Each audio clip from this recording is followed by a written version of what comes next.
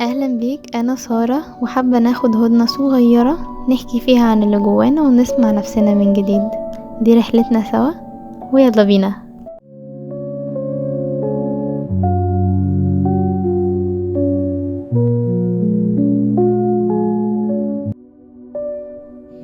أكيد جه عليك وقت وانت وسط الناس، انت في الشغل، في مكان ما زحمة، ومع ذلك حاسس بالفراغ، حاسس انك مش موجود. ويا ترى عمرك بعدت عن الناس بإرادتك؟ قفلت الموبايل، سكت كل الأصوات، وقعدت مع نفسك ولقيت الراحة، وكأنك كنت محتاج لحظة هدوء وسط دوشة الحياة دي كلها. اللي بين الوحدة والعزلة شعرة، فعلا شعرة رفيعة جدا، بس الشعرة دي ممكن تفرق ما بين صحتك النفسية اللي بتتحسن أو بتنهار. النهاردة هنتكلم عن الفرق العميق بينهم، وليه العزلة ممكن تكون دواء وإن الوحدة ممكن تكون مرض، وإزاي نعرف إحنا في أي ظرف منهم، وإزاي كمان نخرج بأمان. فخلونا نحكي شوية. إيه الفرق بين الوحدة والعزلة؟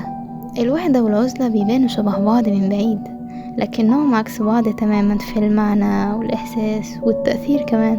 الوحدة مش معناها إنك قاعد لوحدك في المكان، الوحدة معناها إنك جواك إحساس بالبعد، بالعزلة عن القلوب مش الأماكن. ممكن تكون وسط ناس كتير جدا، في الجامعة، في حفلة، أو حتى وسط أهلك، لكن جواك إحساس إنك مش مفهوم، محدش شايفك، محدش سمعك. كل تفاعل حواليك سطحي، مجاملات، كلام فارغ، مفيش تواصل حقيقي. لكن العزلة بقى هي العكس تماما. العزلة قرار مش ظرف، انت اللي بتختار تبعد، بتقول انا محتاج اروق شوية، اهدى، افصل عن الناس، مش لانك بتكرههم ولا لانك منعزل اجتماعيا، لكن لانك محتاج لحظة مع نفسك، لحظة تتنفس فيها براحة، من غير ضغط، من غير توقعات، من غير صوت حد غير صوتك الداخلي. طيب سؤال، ليه الوحدة موجعة؟ لأن ببساطة الإنسان مش مخلوق يعيش لوحده، احنا كائنات اجتماعية محتاجين تواصل، حوار، نظرة، كلمة حلوة، محتاجين نكون علاقات كويسة. لما ده كله يغيب والمكان يفضل مليان بس القلب فاضي، ساعتها الوحدة بتوجع. انت نفسيا بتحس انك مرفوض، منسي، غير مرغوب فيك. تبدأ تعيد دايرة أسئلة، هو أنا مش كفاية؟ طب لو اختفيت حد هياخد باله؟ الأسئلة دي طبعا بتاكل جواك ثقتك في نفسك. تبدأ تهرب للخيال، تبني قصص، تحلل كل تصرف حواليك وتفكر بطريقة سلبية. كل يوم الوحدة تكبر، دماغك تغرق أكتر في ظنون وهمية، ويمكن كمان تأثر عليك من الناحية الجسدية. الوحدة مش بس وجع، الوحدة ممكن تكون سبب انهيار لو ما تلحقتش. طيب سؤال تاني، ليه ممكن تكون العزلة مفيدة في بعض الأوقات؟ خليني أقولك حاجة، العزلة لما تكون بإرادتك بتبقى من أنضج القرارات اللي ممكن تاخدها. هي بتبقى لحظة تقفل فيها كل المشتتات، تفتح باب واحد وهو باب نفسك. بتساعدك تسمع صوتك الحقيقي اللي بيضيع وسط كلام الناس، بتشوف جواك مشاكلك بوضوح من غير تشويش، تقدر تعيد ترتيب أولوياتك من جديد، تكتب، تفكر، تتأمل، بتقرب من ربنا. بنشيل الأقنعة اللي بنلبسها كل يوم عشان نرضي اللي حوالينا، بنعيش لحظة أنا كفاية لوحدي.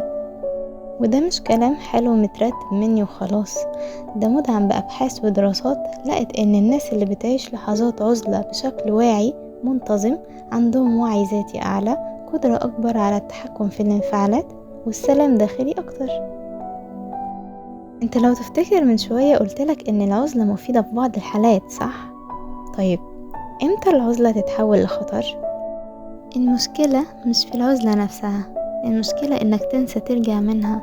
لو العزلة بقت هروب دايم مش استراحة مؤقتة، لو بدأت تستخدمها كحماية من الناس بدل ما تكون وسيلة لفهم نفسك، لو بدأت تحس انك مش عايز ترجع للعالم تاني، لو بدأت تسمع جواك صوت بيقولك مفيش داعي تكلم حد، هما مش هيفهموك، ساعتها تعرف ان العزلة اتحولت من دواء ليك لعزل نفسي واجتماعي خطر عليك. العزلة اللي في بدايتها كانت شفا ممكن تنتهي بوحدة قاسية جدا لو مخدتش بالك. نيجي لأهم سؤال، وهو ازاي تعرف انت فين دلوقتي؟ اسأل نفسك، هل انا لوحدي لان مفيش حد بيهتم، ولا انا اللي بختار اكون كده؟ لما بقعد مع نفسي بحس اني اهدى ولا تعبان اكتر؟ هل بقيت اخاف من الناس ولا لسه جوايا شوق للتواصل الحقيقي؟ دايما بنلاقي الاجابات جوانا، بس احنا اللي بنخاف نواجه نفسنا. طيب لو لقيت انك بتعاني من الوحدة، حاول تفتح باب صغير لحد يدخل، صديق، معالج، حتى شخص من السوشيال ميديا تحس انه حقيقي. ولو لقيت انك مستمتع بعزلتك، حافظ عليها، بس خليها وقت مؤقت مش اسلوب حياة. في النهاية عاوزة اقولك ان الوحدة مؤلمة لانها بتفكرك بكل حاجة مش موجودة، لكن العزلة مريحة لانها بتوصلك لكل اللي جواك. الوحدة بتأذي والعزلة بتداوي، اتعلم تفرق بينهم كويس، وما تسيبش نفسك تغرق في الأولى وما تخليش التانية تبقى دايما ليك. وخد بالك، حتى لو حاسس انك لوحدك، افتكر دايما ان في حد بيفكر فيك، في حد ممكن يسمعك، في حد ممكن يكون بيعيش نفس مشاعرك دلوقتي، بس هو كمان مستني حد يبدأ. فابدأ انت، او على الأقل ما تخافش تطلب المساعدة لانك مش لوحدك. وبس كده.